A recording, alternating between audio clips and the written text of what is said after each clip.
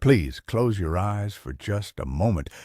Try to vividly remember the incredibly distinct smell of Aqua Net hairspray, the warm electric static of a heavy tube television turning on, and the heavy mechanical click of a rotary telephone dial.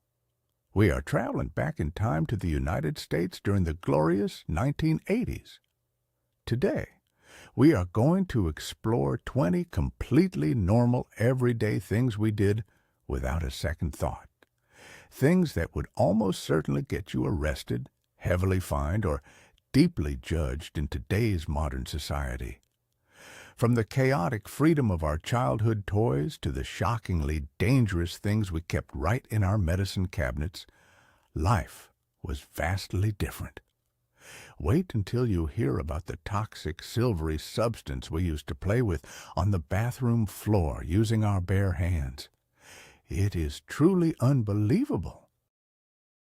Before we dive into our list, we must deeply understand how completely different the texture of time felt back then. Life moved at a much slower, incredibly deliberate pace. We eagerly waited all week for our favorite television show to air on a Friday night, and we sat by the kitchen wall endlessly waiting for the telephone to ring just to hear a friend's voice.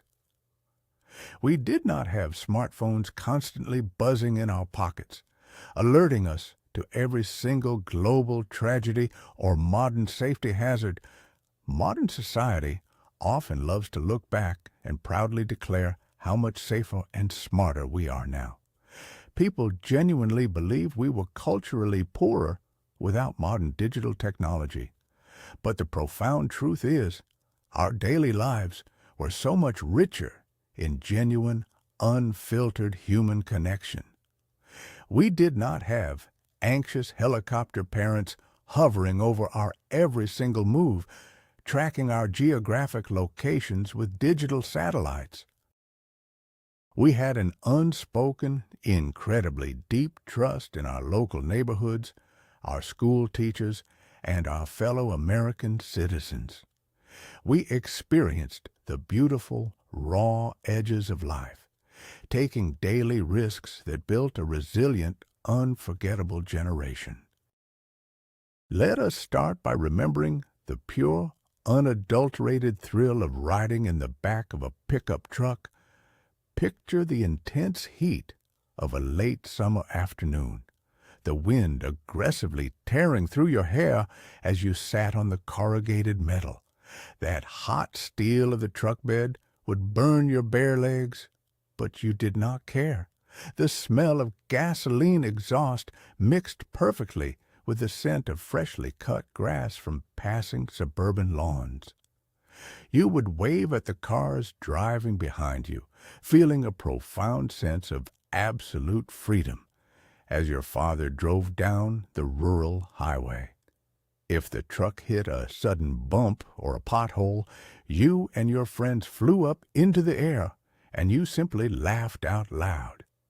Today, the police would pull that vehicle over immediately with sirens blaring, issuing heavy fines and citing severe child endangerment laws.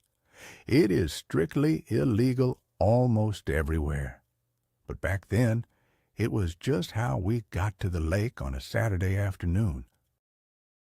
It was a deeply communal experience, piling 5 or 6 neighborhood kids into the back of a Ford or Chevrolet, sharing cold sodas from a heavy steel cooler, and watching the world shrink behind you. We learned balance. We learned to hold on tightly, and we felt like we owned the entire summer sky. Now, let us remember the heavy, terrifying thrill of lawn darts. You would open that faded cardboard box and take out those massive, heavy pieces of plastic equipped with solid steel tips. We would stand in the backyard, holding a literal aerodynamic weapon, and hurl it high into the bright blue summer sky. The goal was to land it perfectly inside a flimsy yellow plastic ring resting on the grass. You had to watch the trajectory carefully stepping out of the way just in time as it struck the earth with a deeply satisfying heavy thud. The rich smell of barbecue smoke drifted through the yard as adults drank cold beer from aluminum cans, completely unbothered by the fact that children were playing with high-speed projectiles. It was a true test of trust, spatial awareness, and hand-eye coordination. Eventually, they were banned by the federal government and taken off the store shelves forever due to the obvious dangers. Today, selling them is highly illegal, but in the 1970s and 1980s, a competitive game of jarts was the absolute highlight of any family reunion or 4th of July picnic. We survived the danger, and the memory remains as sharp as those heavy steel tips. Think back to the unmistakable heavy scent of cigarette smoke that clung to absolutely everything in our daily lives. It was not just isolated to dimly lit bars or bowling alleys. You could be sitting in a sterile doctor's waiting room, flipping through a dog-eared magazine, while the person sitting right next to you calmly lit up a Marlboro. We flew on commercial airplanes where the smoking section was separated from the non-smoking section by nothing but a thin, invisible curtain of circulating air. The little aluminum ashtrays built directly into the armrests clicked open and shut throughout the entire flight. You could smoke freely in grocery stores while pushing a cart, in hospital cafeterias, and in family restaurants, where the hostess would immediately ask which section you preferred as soon as you walked through the door. Today, the idea of lighting a cigarette in a crowded, enclosed public space like an airplane seems like a severe criminal offense that will get you arrested on the tarmac. But in those days, a lingering haze of blue smoke was simply the natural atmosphere of adult life, a constant, accepted background texture to our completely ordinary daily routines. And speaking of tobacco, let us recall the profound, unquestioned responsibility of being sent to the corner store by your mother or father. You were maybe 8 or 9 years old, clutching a crumpled dollar bill and a handwritten note scribbled on a torn scrap of paper. You would walk down the concrete sidewalk, feeling the warm morning sun on your shoulders, and hand that specific note to the man standing behind the counter. He would squint at the cursive handwriting, nod his head, and hand you a fresh pack of cigarettes along with a few copper pennies in change. You were usually allowed to spend that change on a piece of bright pink bubble gum. There were no strict identification checks, no scanning of driver licenses, and absolutely no questions asked. The community implicitly trusted the handwritten word of a neighborhood parent. Today, a store clerk would instantly lose their job and face serious legal charges for selling tobacco to a third grader. It is highly illegal and socially unthinkable. But in our beautiful era, it was a simple rite of passage, a household chore as completely normal as taking out the trash or bringing in the morning newspaper from the damp driveway. Let us drift back to the magnificent feeling of hopping onto your Schwinn or BMX bicycle at the crack of dawn. You absolutely did not have a thick foam helmet strapped tightly to your chin. You did not wear protective elbow pads, heavy knee pads, or bright reflective safety vests. It was just you, your canvas sneakers, and the open suburban road. The warm wind would whip violently through your hair as you raced down steep neighborhood hills, your eyes watering from the sheer, exhilarating speed. If you fell off, which you inevitably did, you scraped your bare knees on the rough black asphalt. You went home washed the wound out with a stinging red liquid, and got right back on the bicycle seat. We rode for miles upon miles, crossing town boundaries, exploring deep woods, and hanging out at abandoned construction sites until the streetlights flickered on. Today, a child riding recklessly down a busy avenue without a helmet might prompt concerned citizens to call the local authorities. But back then, a scraped knee was considered a highly valuable lesson in physics. The complete absence of safety gear was the ultimate unspoken symbol of our beautifully unsupervised childhood freedom. Do you remember the beautifully terrifying playgrounds of our youth? They were absolutely not the soft, rubberized, brightly colored safe zones that children play on today. They were forged from heavy industrial steel, thick iron chains, and solid, unforgiving concrete. On a spectacularly sunny July afternoon, the towering metal slide would heat up like a cast-iron frying pan. You would climb those steep, slippery metal steps, take a deep breath, and slide down, feeling the bare back of your legs literally burning against the scorching surface. We spun on incredibly heavy iron merry-go-rounds until we were dizzy and nauseous, hanging on for dear life as the older neighborhood kids pushed it faster and faster.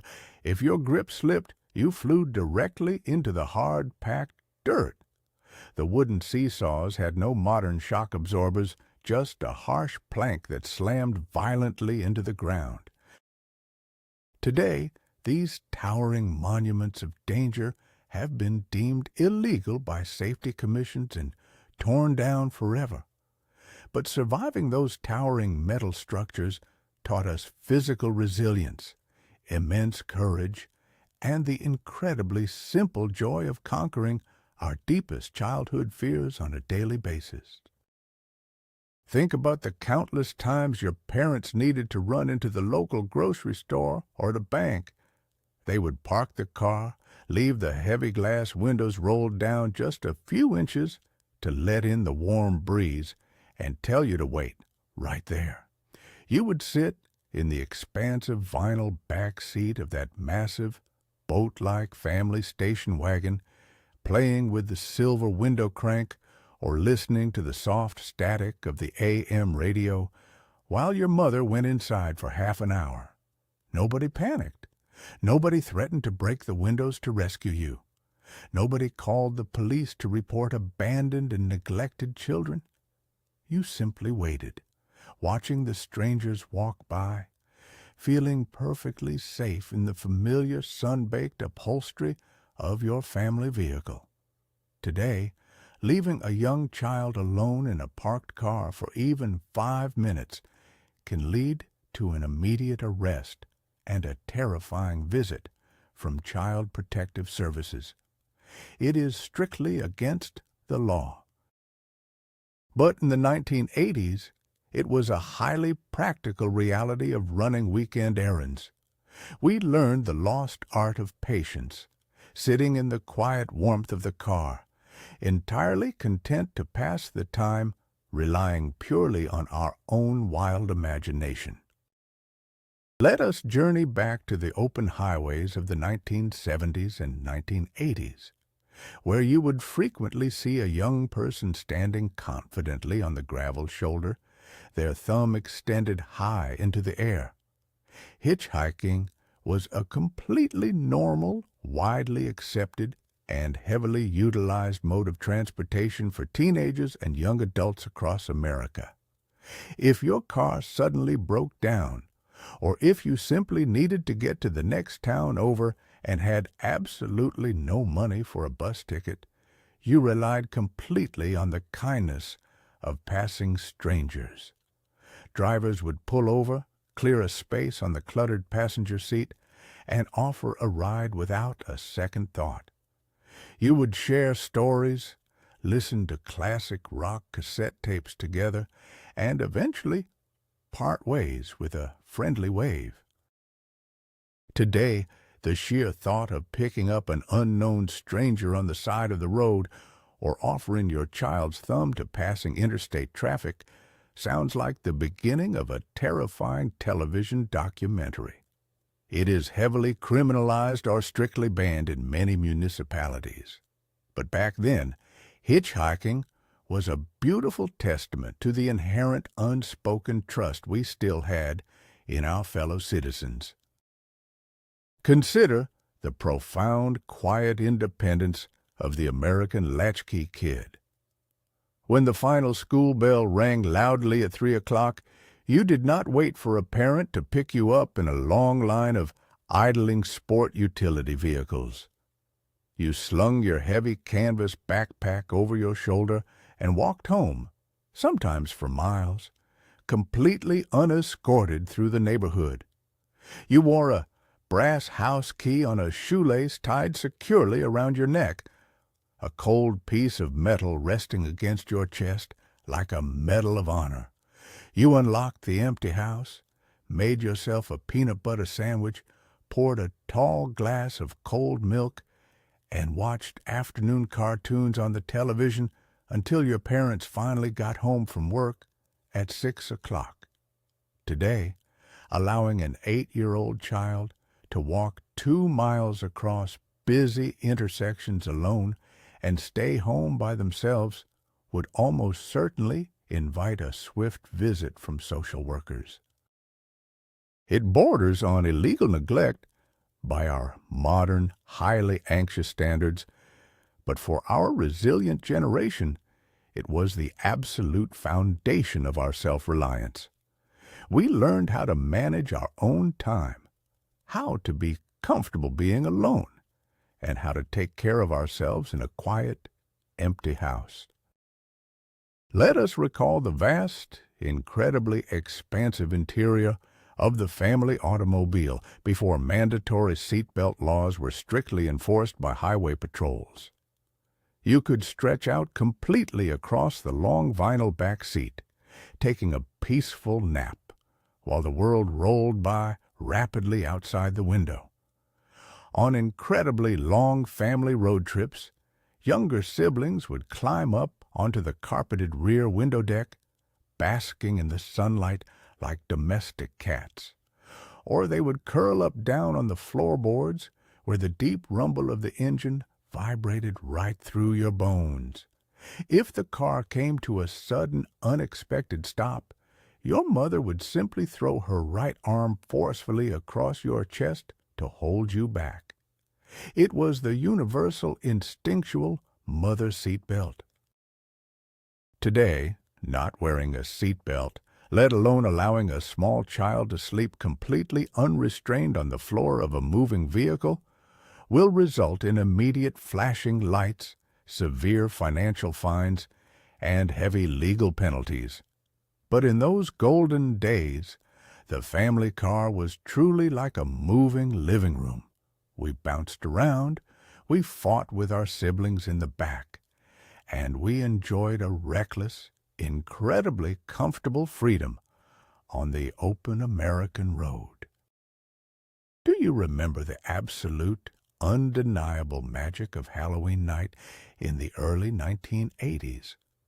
You would carry a cheap plastic pumpkin or a white cotton pillowcase from door to door, walking excitedly through the crisp, falling autumn leaves.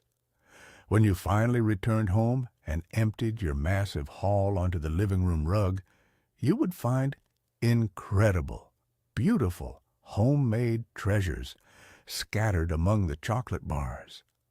Neighbors would happily hand out sticky popcorn balls wrapped carefully in wax paper, freshly baked chocolate chip cookies, and shiny red candied apples presented on wooden sticks. We ate them joyfully, without a single fleeting thought of hidden danger. Today, handing out unwrapped homemade food to children you do not personally know is socially unacceptable and highly discouraged by local law enforcement due to intense paranoia about tampering. Modern parents immediately throw away anything that does not come in a sealed, factory-printed wrapper, but we lived in a beautiful era where you actually knew the kind older woman down the street who baked those sweet cookies. The taste of those homemade treats was the true taste of a tight-knit, trusting neighborhood.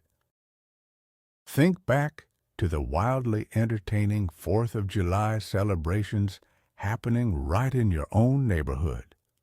As the hot summer sun finally went down, the evening air would fill with the thick, incredibly sulphurous smell of exploding gunpowder. Normal families would set off literal, highly explosive materials right in their small suburban backyards. There were paper Roman candles that you would recklessly hold in your bare hands, shooting flaming, colorful balls of fire high into the dark sky. There were wooden bottle rockets launched from empty glass soda bottles that would whistle loudly before exploding dangerously over the neighbor's roof. We even had massive firecrackers that could literally blow a metal coffee can high into the air. Today, in most American states, possessing these specific types of powerful fireworks is a strict misdemeanor or even a felony, heavily regulated by the local fire marshal. They are considered dangerously, undeniably illegal. But back then, casually dodging burning sparks on the front lawn was just a completely normal part of celebrating independence. The incredibly loud bangs, the bright flashes, and the smoky air brought the entire street together. Let us remember the incredibly realistic toy guns we played with in the deep woods and narrow alleys behind our houses. They were expertly crafted from heavy die-cast metal or dark, authentic-looking plastic, and they looked absolutely terrifyingly real to any casual observer. There were absolutely no bright orange plastic safety tips glued to the ends of the barrels. You could easily buy a toy revolver that fired red paper roll caps, leaving behind the highly distinct, sharp scent of burnt sulfur hanging in the air. We ran wildly through the neighborhood, pointing these realistic metallic toys at each other, staging elaborate dramatic games of cops and robbers until the streetlights finally flickered on. Today, manufacturing or carrying a toy weapon without the federally mandated bright orange safety tip is not just illegal in many places, it is considered incredibly, legitimately dangerous. The local police would respond immediately to a frantic call about an armed individual. But in our innocent childhood, these heavy toys were just standard props for our vibrant imagination. Nobody panicked when they saw a 10-year-old running through the public park with a replica rifle. Let us bring back the highly distinct, deeply earthy aroma of burning autumn leaves in the late days of October. On a crisp, cool Saturday morning, your father would spend hours raking the front yard, gathering massive, towering piles of dry brown oak and maple leaves. Then he would calmly strike a paper match and set the entire massive pile on fire right next to the concrete sidewalk. The thick, fragrant white smoke would drift lazily down the entire street, beautifully signaling the arrival of the changing seasons. People also routinely burned their private household paper trash in rusted metal 50-gallon barrels located right behind the garage. Today, due to strict Clean Air Acts, environmental protection laws, and incredibly rigid city ordinances, openly burning leaves or trash in a residential neighborhood will quickly bring the fire department to your house and slap you with a hefty financial fine. It is highly illegal in almost every modern American suburb, but we remember that specific smoke fondly. It was a mandatory chore that smelled exactly like autumn, a comforting weekend ritual that happily signaled the end of summer and the rapid coming of the winter frost. Do you lovingly recall the simple, highly mischievous thrill of the classic prank phone call? Long before the modern invention of caller identification, before smart digital phones could instantly trace your exact geographic location, the heavy household telephone was a magical tool of absolute, complete anonymity. You and your friends would huddle tightly around a heavy rotary phone in the kitchen, giggling uncontrollably while your parents were in the other room. You would dial a completely random number from the incredibly thick Yellow Pages phone book and ask the confused person on the other end if their refrigerator was running. When they sighed and said yes, you triumphantly told them they better go catch it and then slammed the heavy plastic receiver down. Today, repeated prank calling is legally classified as telecommunications harassment, a modern crime that can easily be traced and prosecuted by local authorities. But in the 1980s, it was a harmless, deeply innocent game. The heavy mechanical click of the rotary dial, the tense anticipation as the phone rang, and the massive burst of pure laughter when you hung up were the defining sounds of youth. Let us remember the absolute, unwavering dedication required to make a perfect mixtape straight from the FM radio. You would sit completely cross-legged on the shag carpet right in front of your heavy dual-deck boom box. A blank audio cassette tape loaded and ready to go. Your fingers hovered tensely over the plastic record and play buttons, desperately waiting for the radio disc jockey to finally stop talking and play your favorite pop song. The exact moment you heard the opening musical chords, you pressed down hard on both buttons with a deeply satisfying mechanical click. Technically speaking, under modern digital copyright laws, recording and distributing copyrighted music exactly like this is heavily frowned upon and legally restricted. If you upload pirated music today, you face massive fines and immediate digital bans. But back then, home audio piracy was just a beautiful, accepted labor of love. The subtle tape hiss, the sudden awkward fade-outs, and the loud voice of the local DJ accidentally bleeding into the track made every single mixtape a unique, highly personalized piece of art. It was exactly how we shared our deep feelings before we had the internet. Think back to the incredibly strict discipline of a standard 1980s public school classroom.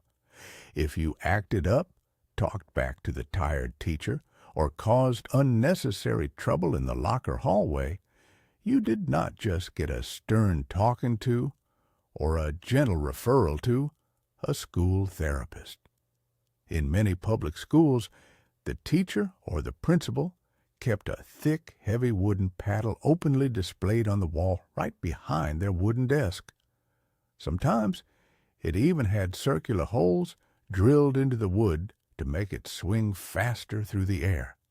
Corporal punishment was an openly accepted, fully legal reality of the educational system. You knew without a doubt that if you crossed the line, you would be sent to the main office to receive a highly painful swat. Today, a modern teacher laying a hand on a student, let alone using a wooden board to strike them, would result in immediate career termination, a massive civil lawsuit, and severe criminal assault charges.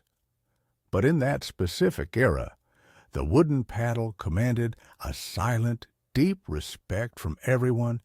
It was a physical reminder of adult authority, and parents almost always strictly took the side of the school principal. Do you remember the absolute mind-blowing thrill of opening a real, authentic chemistry set on a cold Christmas morning? These were absolutely not the safe, watered-down, completely non-toxic plastic kits they sell to protected children today. A proper 1980s chemistry kit came in a heavy metal box and contained fragile glass test tubes, a real open-flame alcohol lamp, and glass vials of legitimate, highly dangerous chemical powders. You had real potassium nitrate, yellow sulfur, and bright blue copper sulfate. You could mix them together in your small bedroom and create actual minor explosions, noxious invisible gases, and foul-smelling colored smoke. Today, intentionally selling these highly reactive and toxic chemicals to a 12-year-old would violently violate countless consumer safety laws and hazardous materials regulations. The federal government has permanently banned almost all of those specific substances from children's toys. But we were trusted to read the paper instruction manual, respect the scientific process, and learn how the physical world actually operated through hands-on, genuinely risky experimentation. It made us feel incredibly grown up. Let us softly reflect on the mandatory summertime ritual of achieving the absolute darkest possible suntan. Nobody in our era talked about sun protection factor, invisible ultraviolet radiation, or the terrifying long-term dangers to your skin.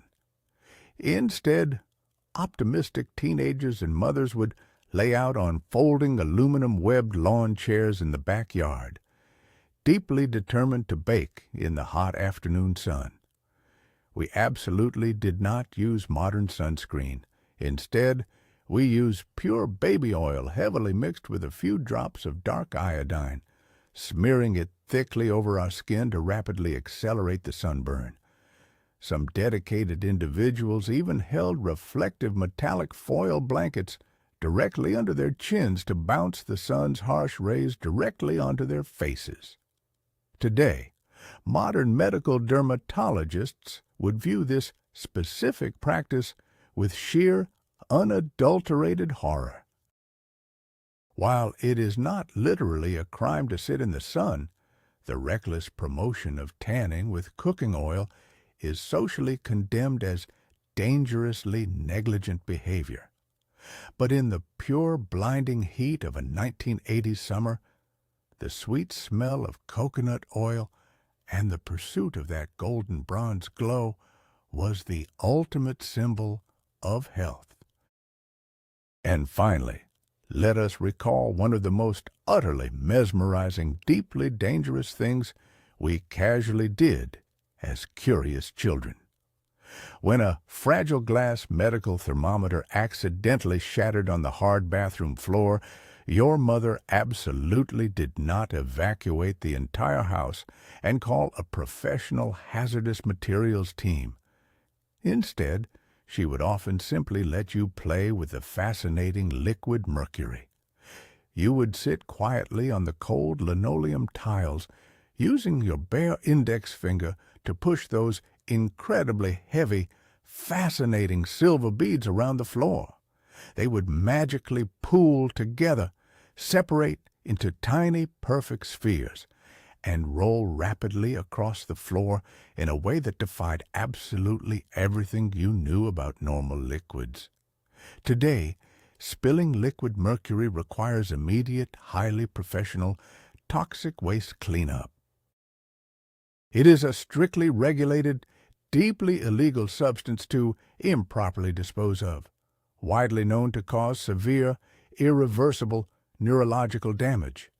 But in our beautifully innocent past, it was just a magical, shiny scientific toy that emerged from a broken piece of glass. We marveled at its heavy texture, protected only by the sheer, beautiful ignorance of our era. As we look back at these deeply incredible memories, a profound philosophical truth slowly emerges. Deep down, We do not simply miss the dangerous lack of automotive seatbelts, the heavy metal playground slides, or the hazardous childhood toys. What we truly, desperately miss is the profound feeling of absolute freedom. We miss the implicit, unbreakable trust we shared with our local neighbors, and the beautiful, slow passage of time without the constant, exhausting digital panic of the modern world. We miss the raw, unfiltered connection we shared with one another when the world felt incredibly vast, yet intimately close. If this journey back to the 1980s brought a warm smile to your face, please gently click the like button and subscribe to our channel so we can continue to keep these beautiful, fading memories alive together. Now, I want to ask you a deeply personal question. Which of these 20 incredible things do you remember doing the most, or what is a deeply cherished, slightly rebellious memory from your own 1980s childhood? Please sit down and tell me your personal story in the comments below.